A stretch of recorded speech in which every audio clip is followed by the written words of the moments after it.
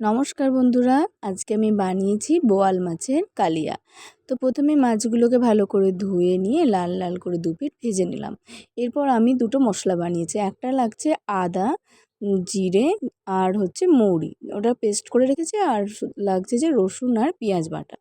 প্রথমে কড়াতে তেলটা কমিয়ে নিয়ে তার মধ্যে রসুন আর পেঁয়াজটা দিয়ে ভালো করে কষে নেব। যতক্ষণ না তেল ছাড়ছে ততক্ষণ অবধি কষে নিলাম।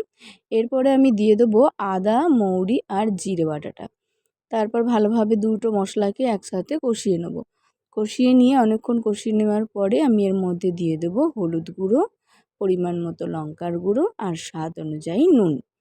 সমস্ত কিছু দেওয়ার পরে আমি একটু মিক্সি ধোয়া জল দিয়ে ভালোভাবে মশলাটাকে আরও কিছুক্ষণ ধরে কষাবো, কারণ তলায় না যাতে না বসে যায়।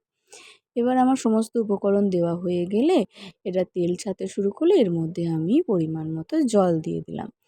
জলটা ফুটতে শুরু করলেই আমি মাছগুলোকে এর ভিতরে দিয়ে দেবো। তারপর যতক্ষণ না মাছগুলোর মধ্যে ঝোলটা ঢুকছে ততক্ষণ ভালোভাবে ফুটিয়ে নেব। এরপর ওপর থেকে কাসুরি মেথি ছড়িয়ে দিয়ে আর গরম গরম ভাতের সাথে পরিবেশন করলেই খুব টেস্টি লাগবে।